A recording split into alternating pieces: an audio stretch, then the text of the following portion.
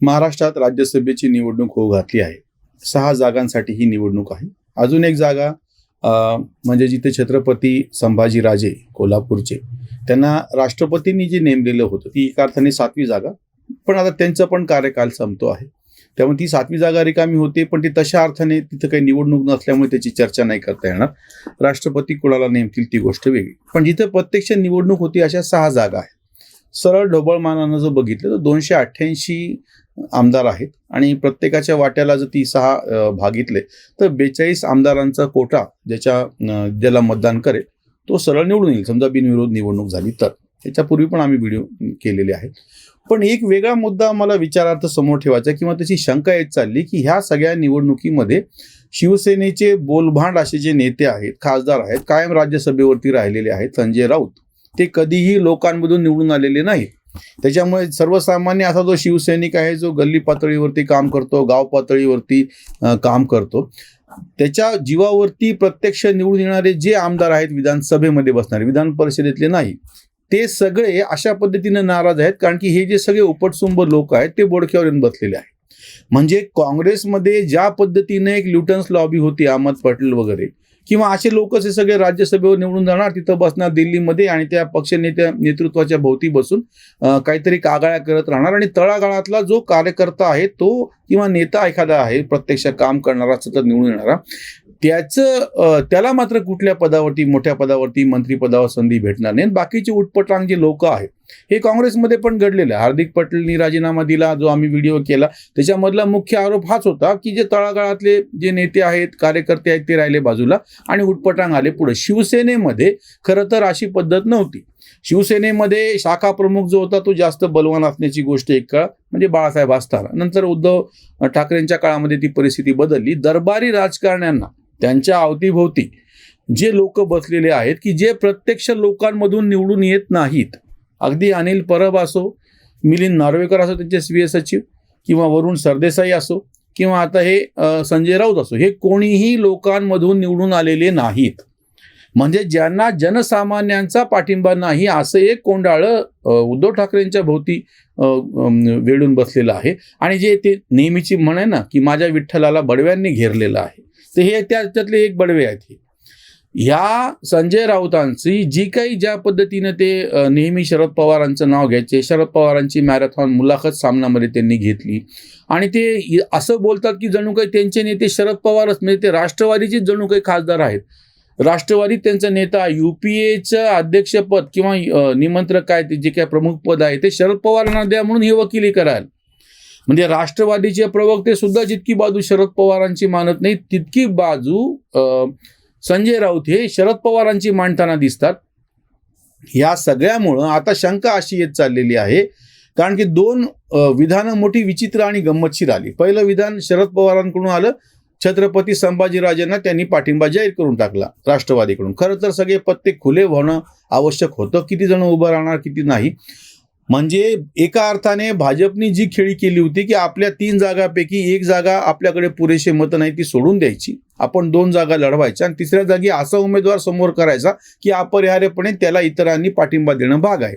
त्याच्यातूनच आता हे छत्रपती संभाजीराजेंचं नाव समोर आलेलं दिसते आणि त्याला पवारांनी तातडीनं प्रतिसाद दिला, ही मोठी आश्चर्याची गोष्ट आहे. म्हणजे आता हे गणित परत कुठलं जुळतं आहे, 2014चं 122 आमदार तेव्हा भाजपचे निवडून आले होते आणि तातडीनं शरद पवारांच्या पक्षाने निकाल सगळे जाहीर व्हायच्या आधीच लगेच पाठिंबा जाहीर करून दिला होता सरकार बनवण्यासाठी. आणि असं म्हणले होते शरद पवार की महाराष्ट्राला तातडीनं परत निवडणूक परवडणार नाही. म्हणजे त्यांची ती कसं युटर्न असतो, ती कशी चापलुसी असती, तो कसा त्यांचा चाणक्यबाणा आहे, ते सगळं बाजूला ठेवा. पण असं घडलेलं होतं 2014ला. आता छत्रपती संभाजीराजेंनी अपक्ष म्हणून निवडणूक लढवायचं जाहीर करणे, पवारांनी तातडीनं पाठिंबा देणे, भाजपचं त्यांना कसा काय पाठिंबा असणार आहे काही वेगळं सांगायची गरज नाही, कारण की भाजपच्या शिफारशीवरून ते मागच्या वेळेस राज्यसभेवरती गेलेले होते. आणि नेमकं याच काळामध्ये लेह लडाख भागामध्ये म्हणजे सीमावर्ती भागामध्ये एक खासदारांचं शिष्टमंडळ गेलेलं असताना आपले हे संजय राऊत आणि रवी राणा ह्यांचे कसे बोलता आहेत आणि त्यांचं काय आहे ह्याचे जाणीवपूर्वक बातम्या समोर आलेल्या आहे. या सगळ्यातून एक तर्क असा निघतो आहे की एक वर्ग असा आहे की संजय राऊत यांची विनाकारण असलेली जी बडबड चालायची ती एक, शरद पवारांची त्यांची असलेली जवळीक नंबर 2, आणि नंबर 3 म्हणजे भाजपपासून सगळ्यांनाच त्यांच्याबद्दल असलेला जो एक आक्षेप आहे, आणि तळागाळातल्या शिवसेनेला पण हा आक्षेप, शिवसेनेच्या कार्यकर्त्यांना, की हा माणूस दरबारी राजकारण करतो, प्रत्यक्ष सर्वसामान्य पातळीवरती जी भावना शिवसैनिकांची आहे ती समजून घेत नाही. सामनामध्ये पण अशा विचित्र पद्धतीनं आता लेख येत आहेत, त्याच्या हेडलाईन येत आहेत आणि बातम्या येत आहेत की त्या गल्लोगल्ली पसरलेल्या शिवसैनिकाच्या भावनेला ठेच पोहोचते आहे. आता ही अडचण ओळखली तर तुम्हाला असं लक्षात येईल की सगळ्यांच्या दृष्टीनं संजय राऊत हे अवघड जागेचं दुखणं होऊन बसलेलं आहे. आता हा काटा परस्पर काढायचा कसा? म्हणजे त्यांना मग आता असं दिसतं आहे चित्र, बरं स्वतः संजय राऊतांनी जाहीर केलं की शिवसेना 2 जागा लढवणार म्हणून. वस्तुतः ते काही बोलले नसते, शांत बसले असते, तरीही हा पुढचा जो आम्ही तर्क मांडतो आहोत ते सांगायला फारशी काही जागा राहिली नसती. की जे काही म्हणजे जसं शरद पवारांनी तातडीनं पाठिंबा जाहीर करून अडचण करून टाकली, तसं यांनी पण आम्ही 2 जागा लढवणार म्हणून अडचण करून टाकली निर्माण. आता असं लक्षात येतंय की जेव्हा जेव्हा अशा पद्धतीनं काहीतरी बोलभांडपणे ते बोलतात, जसं ते उत्तर प्रदेशच्या निवडणुकीत बोलले होते, पूर्णपणे उत्तर प्रदेशच्या निवडणुकीमध्ये भाजप शिवसेना सफाचाट झाली. ते गोव्यामध्ये बोलले होते, काँग्रेस बरोबर जाणार म्हणून बोलले होते, काय वाटेल ते तुम्ही त्यांची विधानं बघा, नेमकं त्याच्या उलट झालेलं. जेव्हा जेव्हा संजय राऊत काहीतरी बोलतात, जाहीरपणे बोलतात, त्यांच्या त्या ठराविक स्टाईलमध्ये भोवया उडून बोलतात आणि त्याच्या नेमकं काहीतरी उलट घडतं. आता जेव्हा ते म्हणतात की 2 जागा शिवसेना लढवणार आहे, खरं तर एक तर शिवसेना जागा लढवेल की नाही हीच एक शंका, आणि दुसरी गोष्ट जर असेल तर नेमका दुसरा उमेदवार म्हणून जर तुम्ही असाल तर तुमचं कसं व्हावं? मग अशा परिस्थितीमध्ये होईल असं की शिवसेनेचे 2, राष्ट्रवादीचा 1, काँग्रेसचा 1 आणि भाजपचे 2 असे एकूण सगळे मिळून 6 झाले, आणि 7वा उमेदवार म्हणजे छत्रपती संभाजीराजे. आता या सगळ्यामध्ये 6 जणांना बाजूला काढायचं आणि एकाचाच जर गेम करायची वेळ आली, भाजपकडं त्यांचे सरळ सरळ 2 निवडून येतात. त्याच्यामुळे भाजपला ती शंका नाही. ते आम्ही यापूर्वीच्या व्हिडिओमध्ये सुशील कुलकर्णींनी स्पष्ट केलं होतं. काँग्रेसचा 1 निवडून येतो, त्यांच्याकडे एकच जास्तीचं मत आहे, त्याचं ते काय करतील किंवा स्वतःला देतील. राष्ट्रवादीच्याकडे 1 निवडून येतो आणि 11 मतं जास्तीची आहेत. आता ही जी जास्तीची मतं आहेत ती सगळी संभाजीराजांकडे जाणार, भाजपची जास्तीची मतं संभाजीराजांकडे जाणार हे निश्चित आहे.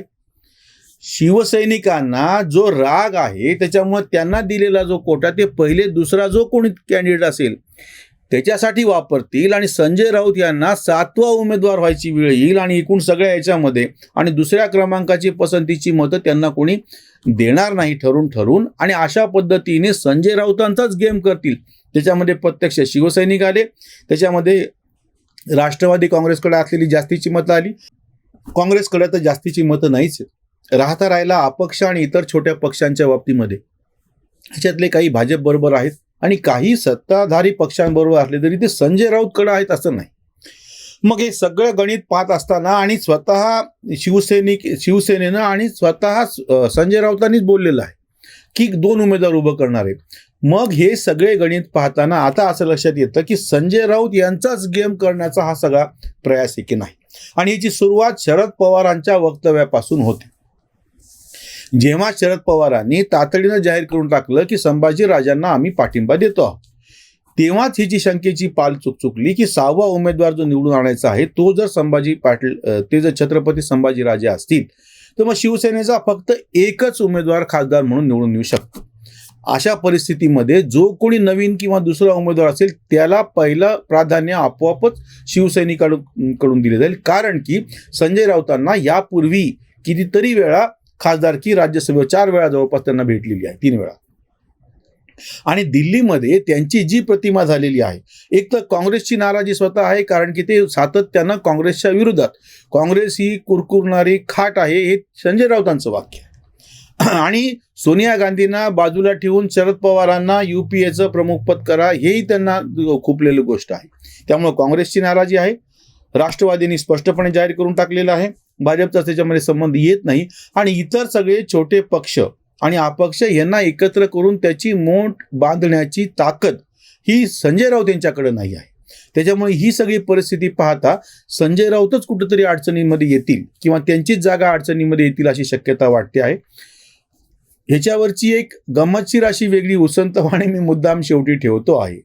संजय राऊतांची एकूणच जी सगळी प्रतिमा राहिलेली आहे 2019च्या निकालाच्या नंतरची ती फसवाफसवी. निवडून कोण आलं? काँग्रेस आणि राष्ट्रवादी एकत्र होते, ते निवडून आले एकीकडून, आणि दुसरीकडून सत्ताधारी आघाडी म्हणून भाजप शिवसेना निवडून आलेली होती. जनादेश जो होता तो त्यांना होता, पण त्याला लाथ मारून हे सरकार बनवण्यामध्ये संजय राऊत यांचा वाटा खूप मोठा होता. आणि ही जी उसंतवाणीची नेमके याच्या आधीची 419वी होती, 420वी पडली. त्याच्यामुळे 420 हे जे कलम आहे आपल्याकडचं ते फसवणुकीच्या गुन्ह्यासाठी लादल्या जाणारं कलम आहे. त्याच्यामुळे त्याच्यावरची ही गंमतशीर उसंतवाणी ही तशी आहे सार्वत्रिक. गाठला आकडा 420चा फसवणुकीचा कुप्रसिद्ध. फसवितो इथे कोण किती कुणा नाहीच गणना त्याची कधी.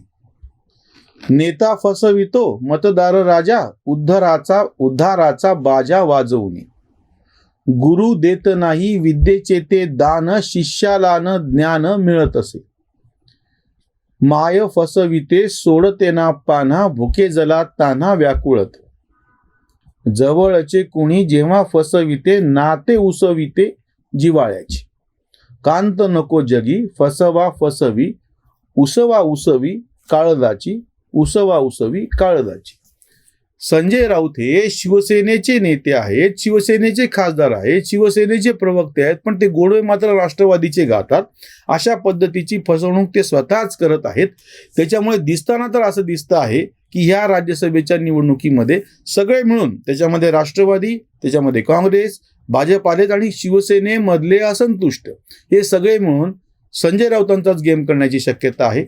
बघूयात काय घडतं ते. इथेच थांबूयात. धन्यवाद.